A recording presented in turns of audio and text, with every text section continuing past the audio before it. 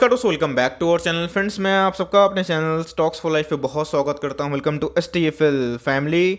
DFL बस बात की जाए गिरते हुए बाजार में भी गाइस एक स्टॉक में हमें हाई एकोमोडेशन देखने को मिला। दोस्तों, बात की जाए जब बाजार गिरता है तो मेरी नज़र हमेशा उन सब स्टॉक्स पे होती है जिसके अंदर दबा के माल उठाया जा रहा है। इससे ये समझ में आता है कि लॉन्ग टर्म जो इन्वेस्टर्स है उसके अंदर अपने पोजीशन को कंटिन्यू कर रहे हैं। तो जी हाँ दोस्तों, हमेशा ऐसा नहीं होता कि हाई डेलिवरीज का मतलब हाई स्टॉक भागेगा, लेकिन ये हमें समझ में आता है कि बाजार उस प्राइस को रेस्पेक्ट कर रहा है। तो जी हाँ दोस्तों, अगर आप देखें तो आज के दिन की बात की जाए तो इस स्टॉक ने एक क्रूशियल लेवल को सपोर्ट के रूप में टेस्ट किया और उसके बाद एक बाउंस बैक करके दिखाया। तो जी हाँ, निफ्टी का भी दोस्तों वही हाल था। निफ्टी सेंसेक्स की बात की जाए, शुरुआती सत्र में थोड़े से गिरावट देखने को मिले, ऑल्दो यूरोपियन मार्केट थोड़े से तेज खुले जिसकी वजह से हमें एक रिकवरी देखने को मिली। लेकिन इसी बीच में गाइस इस स्टॉक में लॉन्ग टर्म का बेट जरूर बनता है। और दोस्तों, मैं स्टॉक के टेक्निकल चार्ट पे आपको बताऊंगा कि आपको इस स्टॉक में खरीदारी क्यों करनी चाहिए। ऑल्दो Q1 के नंबर्स थोड़े नम आ सकते हैं जिसकी वजह से पहले से ही ये न्यूज़ फैक्टर इन है और प्रॉफिट बुकिंग देखने को मिल चुकी है। लेकिन इसी बीच में गाइस अगर आप लॉन्ग टर्म निवेशक हैं तो इस वीडियो को पूरा अंत तक देखें, आपको बहुत कुछ जानने को मिलेगा। चैनल फर्स्ट टाइम होंगे सब्सक्राइब कर सकते हैं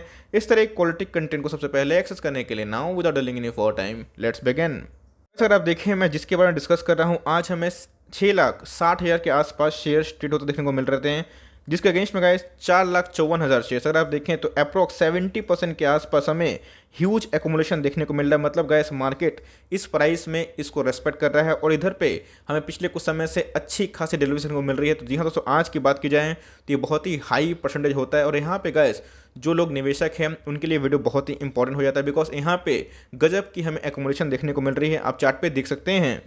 इस स्टॉक के बारे में डिस्कस करें, भाव के बारे में डिस्कस करें तो 700 का नीचे स्टॉक दिखाई पड़ता है। अगर आप देखें दोस्तों तो आज के लो की बात की जाए 642 तक जा चुका था। उसके बाद लास्ट के स्तर में की बात की जाए तो पिछले कुछ समय से काफ़ी टेक्निकली ओवर सोल्ड हो चुका है। उसके बाद एक बाउंस बैक दिखाया और दोस्तों जो लास्ट का कैंडल था वो थोड़ा हमें स्ट्रेंथ देखने को मिला जहाँ पे वॉल्यूम वापस आई। लेकिन ऐसा नहीं है कि स्टॉक नहीं गिरेगा, गिर सकता है। लेकिन दोस्तों मैंने क्या बताया कि अच्छे स्टॉक को सही भाव पे SIP करते रहें और लॉन्ग टर्म तक उधर पे अगर आप बेट खेलते हैं तो आपके पैसे 101% जरूर बनेंगे। इस स्टॉक के बारे में डिस्कस करें, अपने ऑल टाइम हाई से 15-17% के आसपास करेक्ट हो चुका है। और दोस्तों स्टॉक के बारे में डिस्कस करें तो एक स्मॉल कैप कंपनी है लेकिन इसके अंदर अच्छी खासी ग्रोथ पोटेंशियल है, जिसकी वजह से Q4 के नंबर्स के बाद दोस्तों ये बहुत ज़्यादा हाईलाइट में आ चुकी थी।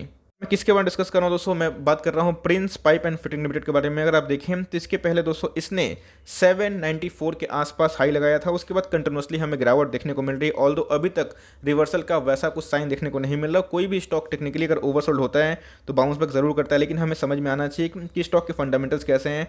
अगर आप देखें तो स्टॉक की जब से लिस्टिंग हमें देखने को मिली है 345% का इस स्टॉक ने अच्छे खासे रिटर्न डिलीवर किए हैं। लेकिन यस याद रखिएगा, हमेशा कोई स्टॉक भागता नहीं है, गिरता भी है। लेकिन जैसे मैंने बताया कि इनके Q4 के नंबर्स आते हैं, नंबर्स दोस्तों आउटस्टैंडिंग थे और रिसेंटली इनको अपग्रेड भी कर दिया गया है बाय द क्रिसिल। आपको मैंने डिस्कस किया था, लेकिन इसी बीच में आपको मैंने बताया। लेकिन ये बहुत ही इंपॉर्टेंट वीडियो है उनके लिए जो अपने फ्रेश पोजीशन को बनाना चाहते हैं और थोड़ा एवरेजिंग करना चाहते हैं। तो वो दोस्तों मैं बाद में बताऊंगा। लेकिन अगर आप देखें तो इनके अंदर जो गिरावट है वो क्यों हो रही है, बिकॉज इनके अंदर जो अभी की बात की जाए Q1 में जो लॉकडाउन हमें देखने को मिले थे जिसकी वजह से इनके थोड़े से क्वार्टर नंबर थोड़े नम हो सकते हैं। लेकिन दोस्तों मानसून हमें अच्छा देखने को मिल रहा है जिसकी वजह से चांसेस ये है कि Q2 और Q3 में इनके अंदर गजब की डिमांड आए और फिर से गाइस इनके प्रॉफिट मार्जिन सुधर सकते हैं। बस 2 वीक पहले का ही आर्टिकल है, मैंने आपको सबसे पहले इन्फॉर्म किया था कि बात की जाए क्रिसिल ने क्या कर दिया है, इनके जो आउटलुक को पॉजिटिव बताया है। और ये दोस्तों अगर आप देखें तो ए पॉजिटिव, पहले स्टेबल से पॉजिटिव करना ये बहुत ही इंपॉर्टेंट होता है। तो जी हाँ दोस्तों, कंटिन्यूसली ये अपने फंडामेंटल्स में काफ़ी सुधार कर रहे हैं। सेल्स की बात की जाए, प्रॉफिट की बात की जाए तो उसमें कंपनी काफ़ी एग्रेसिव दिखाई पड़ रही है। ऊपर से रेटिंग तो बहुत ही शानदार बात है, लेकिन स्टॉक फिर भी क्यों गिर रहा है? तो गैस मैंने क्या बताया, Q1 के नंबर्स थोड़े से डल आ सकते हैं जिसकी वजह से मार्केट में जो अच्छे खासे प्रॉफिट में है वो बुक करते हैं। लेकिन एज एन इन्वेस्टर हमें दोस्तों उस डिप्स का फायदा उठाना है और उसको रेस्पेक्ट करना है और अच्छे स्टॉक को सही प्राइस में डीमेट में ले जाना है। बस मैंने कल के दिन भी ये आर्टिकल आपसे शेयर किया था, लेकिन जैसे बताया कि आज एक क्रूशियल लेवल को इसने टेस्ट किया है। तो सेम दोस्तों अगर बात की जाए एस्ट्रल की, बात की जाए फिनोलेक्स की, बात की जाए प्रिंस पाइप की, तो जी हाँ दोस्तों एग्री बिजनेस थोड़े से डल देखने को मिले थे और जिसकी वजह से सेकेंड वेव की वजह से Q1 जो नंबर है वो थोड़े से वीक देखने को मिल सकते हैं। अदरवाइज दोस्तों ये स्टॉक आपको 800 के ऊपर जाते हुए देखने को मिल सकता था। एनीवेज अगर आप देखें तो अभी भी बुल मार्केट का फेस कंटिन्यू है और अगर मार्केट तेज रहता है और इनके नंबर्स थोड़े से उम्मीद से बेहतर आते हैं तो ये ऑफकोर्स एक बाउंस बैक कर सकता है। और मेन की बात की जाए दोस्तों तो अप्रैल मई का सेगमेंट की बात की जाए तो इसके अंदर जो सेल्स है वो काफ़ी हद तक हिट होता हुआ देखने को मिला। सेम दोस्तों मैंने आपको क्या बताया था, IRCTC में क्या हुआ था, इनके बिजनेस ठप हो गए थे। 1 साल तक कोई भी ट्रेंड्स वैसे ऑफिशियल नहीं चल रहे थे, जिसकी वजह से प्राइस आधा हो गया था, लेकिन कंपनी खत्म नहीं हुई, कंपनी बाउंस बैक की। तो गाइस ये उनको रिवॉर्ड करती है जो लॉन्ग टर्म इंटेंशन करते हैं। शॉर्ट टर्म में प्लस माइनस होता है। तो यस, Q1 दोस्तों एक फाइनल कंक्लूजन नहीं है, Q1 के नंबर्स डल आएंगे, मार्केट को पहले से पता है। और आप देख सकते हैं कि पीवीसी के प्राइस की बात की जाए, डिमांड की बात की जाए, तो उसमें एक फुल स्टॉप लग सकता है या फिर डेंट आ सकता है। लेकिन जैसे बताया कि मानसून अच्छा है, तो Q2 और Q3 में अगर लॉकडाउन नहीं होता है, अगर कंप्लीट वैसा, तो गैस अनुमान कर चल सकते हैं कि आने वाले कल में इनके प्रॉफिट और इनके रेवेन्यू दोनों बढ़ने की ह्यूज चांसेस हैं। गैस मैंने आपको बहुत अब बताया है, कोई स्टॉक अगर अपने बॉटम से बहुत भाग जाता है, इसके पहले जो 700 के लेवल पे लिए हुए थे वो बहुत पैनिक कर रहे थे, लेकिन दोस्तों अभी भी ट्रेंड चेंज नहीं हुआ है। मैं बताऊंगा आगे जो टेक्निकल कमेंट्री है। लेकिन दोस्तों अगर आप देखें, हमेशा स्टॉक भागता नहीं है। अगर आप स्टॉक में निवेश करते हैं तो मेक श्योर कि आप उसके बिजनेस में निवेश कर रहे हैं, इस बात को हमेशा आप ध्यान रखें। बिकॉज अगर आप बिजनेस को समझते हैं तो आपको ऐसा पैनिक नहीं होगी, हर एक गिरावट आपके लिए मौका से कम नहीं लगेगा। मार्केट कैप की बात की जाए तो स्मॉल कैप है तो रिस्क भी होती है, लेकिन रिवॉर्ड भी उसी हिसाब से होता है। ये हमें देखना है दोस्तों कि कंपनी का फंडामेंटल सही है कि नहीं। एक 7,000 करोड़ के आसपास की मार्केट कैप है, मतलब 1 बिलियन के आसपास उनके मार्केट कैप देखने को मिलते हैं। इंडस्ट्री पे से गैस अभी सस्ता है, जहाँ पे इनके पीयर्स 100 पे, 70 पे, 80 पे ट्रेड कर रहे हैं, ये दोस्तों अभी भी आपको 33 के पी पे देखने को मिल रहा है। गैस इनके जो स्टॉक में एकदम गजब का उछाल तब आया था जब इनके ईपीएस में चेंजेस आया था। 2020-2021 की बात की जाए, इनके ईपीएस अगर आप देखें तो कंटिन्यूसली बेसिस से बढ़ रहे थे। 11 से कितने हो चुके थे, 20 के आसपास देखने को मिल रहे थे। स्टॉक के आरओई की बात की जाए 21 के आसपास है। आरओसी की बात की जाए करंट रेशियो 1.89 के आसपास, और डेट की बात की जाए ऑलमोस्ट दोस्तों डेट फ्री कंपनी है, आप कंसिडर कर सकते हैं, बिकॉज इनके डेट बहुत ज़्यादा कम हो चुके हैं। तो गाइस मैं ये सब चार्ट इसलिए आपको दिखाता हूँ जहाँ पे आपको समझ में आए कि कंपनी की फिनेंशियल्स में कोई भी खराबी नहीं है। शॉर्ट टर्म में जो सेंटिमेंट है वो प्लस माइनस करते हैं, लॉन्ग टर्म में फंडामेंटल बिलीव अगर आपको होता है, कंपनी के ग्रोथ पे बिलीव होता है, तो आप उसको आराम से कंटिन्यू कर सकते हैं। यही दोस्तों बताने का पर्पस होता है और ये समझाने का पर्पस होता है, जहाँ पे आप कॉन्फिडेंटली उसको एवरेज कर पाएं। बिकॉज बहुत बार ऐसा होता है कि आप टॉप पे ले लेते हैं, कोई दिक्कत वाली बात नहीं, लेकिन उसको आप एवरेज नहीं करते हैं अच्छे प्राइस में।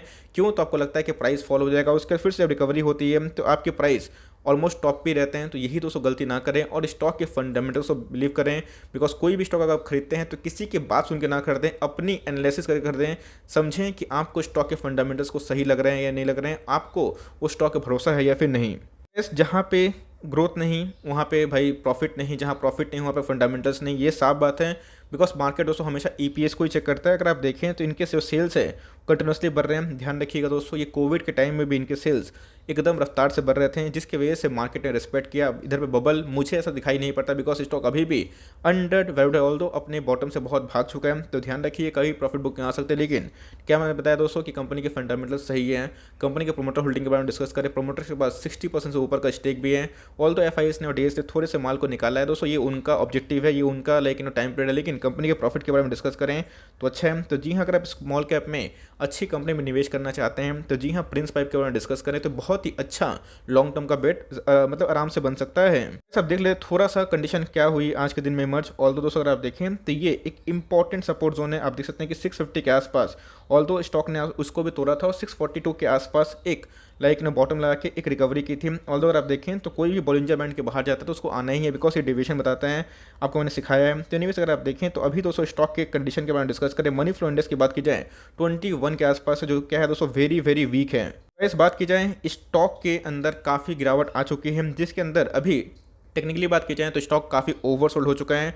तो लॉन्ग टर्म इन्वेस्टर के दोस्तों मेरे हिसाब से जो प्राइस है वो ओके हैं, 650 के आसपास से लेके तो 700 ये एकदम एकोमोडेशन का जोन हो सकता है।